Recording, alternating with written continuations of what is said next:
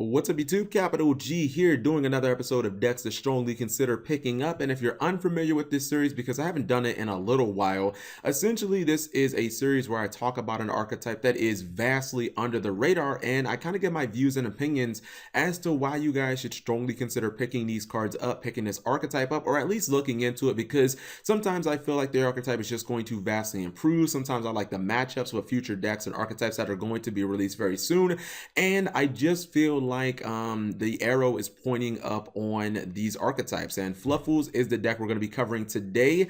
I definitely like Fluffals moving forward. I think that what they're going to get in Fusion Enforcers is definitely what the deck needed, and I think it's actually going to be a very strong deck moving forward. How strong, I'm not sure. Maybe somewhere around the top 10 range. I don't think it'll be, quite as high as like top 5, but I definitely think it'll be a viable competitive deck. So if you guys don't know a lot about Fluffals, maybe they're kind of like despots to you. Despots are always the example that I use of a deck that's most people, competitive players, have a decent amount of respect for despots, but they don't really know what the fuck any of the cards do. They're just like, wait, what does that do? What does this card do? I know this deck can kill me, but I don't really know how. Fluffals are very similar to that when it comes to kind of like the average player. So if I had to describe Fluffals for a player who was kind of unfamiliar with them, I would say that it's actually very typical of an Arc V Fusion deck, and I essentially mean that it's hyper aggressive. It doesn't really grind or play defense all that well. It mainly wants to end the duel by turn 3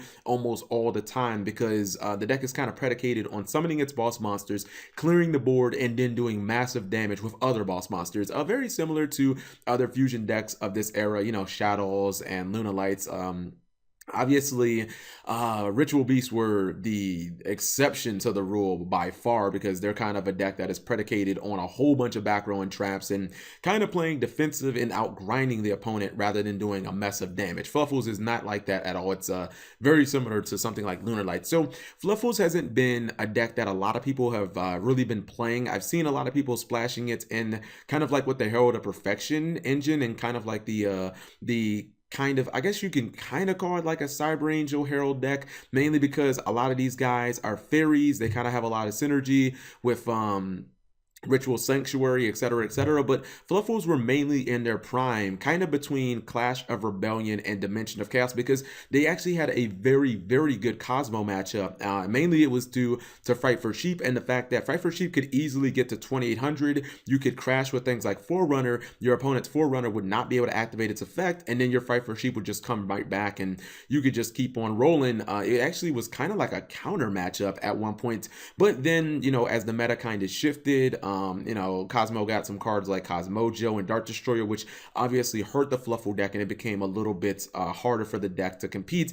And I think that Fluffals have some serious problems. Some of the problems that they have are, number one, if you open with too many monsters, it can be incredibly difficult to unclog your hand. Fluffals is a deck that right now, outside of fusion summoning, you really just have your normal summon, and that's it. This is not a pendulum deck, and there aren't really any double summons in this deck. I mean, if you draw a Fluffal off of like Toy Vendor, yeah, you have the option to like special summon, or there's a couple of tricks that you can do with Sheep, but for the most part, there aren't that many like ways to just double summon or kind of unclog your hand. And this is actually unfortunate, because there are cards like Bear and Owl that have really good on-field effects, and cards that you want to normal sometimes, but a lot of times you just have to be able to commit that normal summon to dog. The second thing is Fluffals do not excel at going first. Their turn 1 plays are, a lot of times, if they're not going second, they can be downright terrible, and I'm talking significantly worse than even a deck like Mermill, which Mermill has obviously been boosted by cards like Moon and Glacia, which, well, it's not really a new card, but mainly Totally Awesome, which has made Mermill even a deck that can go first. Fluffals is not a deck that really ever wants to go first, because for the most part, a lot of its cards, a lot of its boss monsters, they're game closers, guys. Things like Fight for Tiger, you want to torch the field and then make way for Wolf to attack like 3, 4, 5 times and just end the game. These are not cards that you want to summon turn 1 when you can't attack or nuke your opponent's board. So it kind of just, trickles down to Fright for Sheep, I mean, that's kind of like the best play that Fluffals can do if they're forced to go first. And that is a very sorry play, guys, because I mean, we just know there are just so many ways, even though Fright for Sheep does have a level of protection, there are so many ways that, you know, you can just get around Sheep, whether it be Castell or going into something like ABC Buster Dragon and just banishing it. It's just an easy card to get off the board, which is why Fluffals will still run this card, but they don't use it as much as some of the other fusions. And Fluffals have actually addressed some of those problems. Some of these problems are going to be fixed by cards in Fusion Enforcers, and then some of the problems are just going to be fixed by cards that have come out in Invasion Vengeance.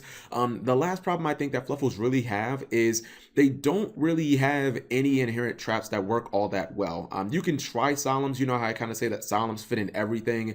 You can take 4 Solemns and splash it into any deck. That doesn't work all that well for Fluffals, as a matter of fact, because, you know, in game 1, most players are going to have some Twin Twisters for you, and Twin Twisters is a card that inherently works terribly against Fluffals. Fluffals don't play field spells, and really the only spells and traps that they keep on the board is like Toy Vendor. So if a Fluffal player sets a card, sometimes it might just be like a Toy Vendor, and if you Twin Twister it, you might end up getting like OTK next time by the Fluffal player. But that's exactly why Solemns don't work. It's because Solemns give your opponent, you know, good cards that actually, you know, snipe out, and they're not chainable. And since the Solemn might be your only defense, if you actually Solemn too early and then your opponent hits you with like a big mass summon, you could end up, you know, getting killed like a Pendulum Summon, or maybe they come back with like a Norden off an instant fusion. A lot of times you might end up just dying because, as I've explained before, Fluffals don't inherently play defense. So let's talk about some of the things that Fluffals are getting and why some of those problems are going to be addressed. So Fluffals are getting more support in Fusion Enforcers, and honestly, it's not really all that support.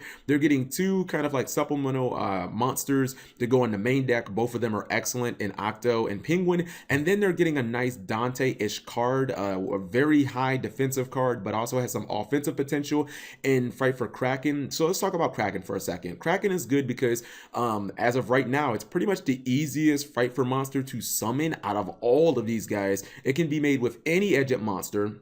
It's a defensive powerhouse with its 3000 booty, which is super strong because, I mean, you pretty much need like a Utopia with an effect to get over it. It can attack twice, it can switch to defense mode after attacking, and it can send a monster on the field straight to the graveyard. So it can just instantly summon, or after it's summoned, you can instantly get rid of one of your opponent's monsters. It doesn't destroy it, which is important because it answers pesky things like Magispectors, and it can still attack that turn, just not directly. So that's a really good card. What's it called? Fluffal Penguin is amazing. I actually was testing this card yesterday, and it is so good.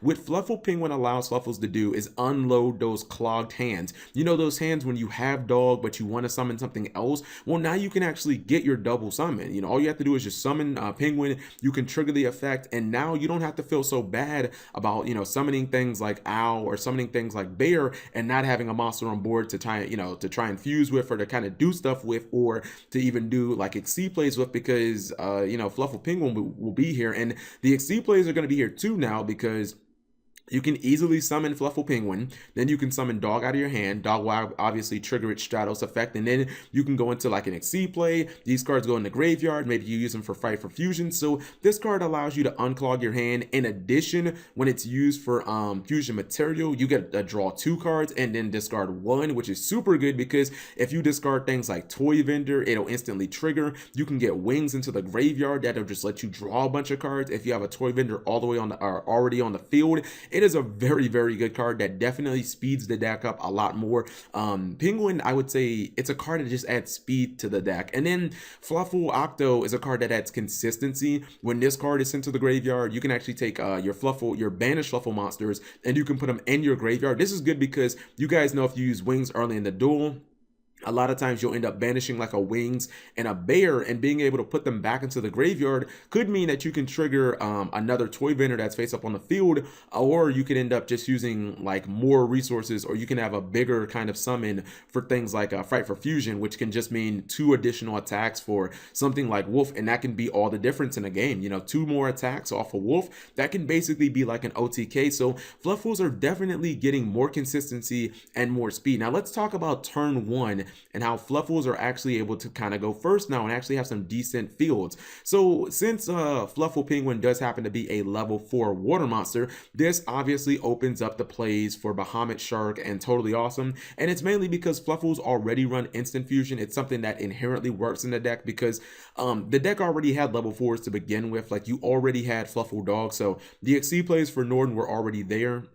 Or just reviving like an Edge Imp Sabers out of your graveyard so that you can fuse with it was obviously a legitimate play. But instant fusion means that you can also summon out a sheep, which you might be able to use, you might be able to fuse with too if you want to go into like Saber too. So instant fusion already worked in Fluffals, and now it's just better because you can make Totally Awesome, which is a super strong turn 1 play. If you don't believe me, just look at Heroes, look at Paleozoics, and look at Frog decks all around the format. And I think it's been proven, guys. I said that I thought that Totally Awesome Retreat Toad, when it was called that, I thought that it had the potential of being a format defining card, and yeah, it pretty much is. But another reason that I think Fluffals can go first is they now have a trap that is pretty much tailor-made to fit them, and that is Dimension Barrier. See, all of these super hyper aggressive fusion decks like Lunar Lights and Shadows and Fluffals, cards like Solemn don't inherently fit that well into the deck for the reasons that I explained earlier. Like, they're not chainable, they don't quite cover enough ground, it makes things like Twin Twister good against your deck when it really shouldn't be. Dimensional Barrier doesn't really fit, like, it doesn't have any of those problems. It doesn't cost any life points. It is chainable, so Twin Twister doesn't actually wreck you, and it just covers, like, it blanket covers so much room. If you're playing against a deck like Metaphors and they activate MST or Twin Twister, you just chain it over, and then you call like Pendulum, and all of a sudden they really can't play Yu-Gi-Oh for the turn, and when the next turn comes around, hopefully you can just straight up kill them. So I think that Dimensional Barrier works perfectly in Fluffals. It's also a card that if it's ever dead, you can obviously just send it to the graveyard for something like Toy Vendor. So I kind of feel like all in all, Fluffals are going to become more consistent. They're getting an excellent boss monster that is the easiest out of all the fusions to make. They're going to get faster and more consistent with Octo and Penguin, and now their turn 1 plays are actually going to be legitimate. I mean, if you open up, guys, with even the simplest of plays of a Totally Awesome plus a Bahamut Shark plus a Dimensional Barrier, a lot of decks like ABCs and a lot of decks like PK Fire and Metaphor, they're going to struggle with that. You're playing against PK Fire, they summon a tour guide, get the graph out, you just flip it over and call XC, and shit, what are you going to do now? When the next turn turns around, I'm going to have double Totally Awesome on the field, I'm going to have double negates, and all of a sudden, I don't even really need to use any of my Fright for XCs because my turn 1 play has been so strong that it's basically outgrinding you. I also think that the Totally Awesome play is a little more forgiving than things like Cyber Dragon Infinity in the past because, you can negate, you can end up getting your Penguin back to your hand for fusion plays or for, other double summon plays, which could be later XC plays. And at the same time, you end up taking your opponent's cards, making sure they can't use their key cards too. So you guys let me know what you think. Another great thing about Fluffals is the entire deck is like dirt cheap right now. I don't think there's, yes, I do understand that Dimensional Barrier and Totally Awesome are kind of expensive, but like looking at this core, I think that Sabertooth is like the only card over like $4. I think everything else in this deck is pretty cheap, although obviously these cards will not be coming out until Fusion Enforcers does, so obviously you won't be able to pick up everything that you need quite yet, but you can still pick up most of the core. So let me know what you guys think. Do you think that Fluffals do you think they're a deck that can potentially contend? And when I say contend, all I mean is pretty much just on the regional level. You know what I mean? I just mean you can probably like top 8 or regional. YCS level, we'll have to see, but I don't know. I feel very good and very positive about the future of Fluffals right now because of the supports and Fusion Enforcers and because of things like Dimensional Barrier. So if you guys enjoyed the video, give it a thumbs up and subscribe if you have not already.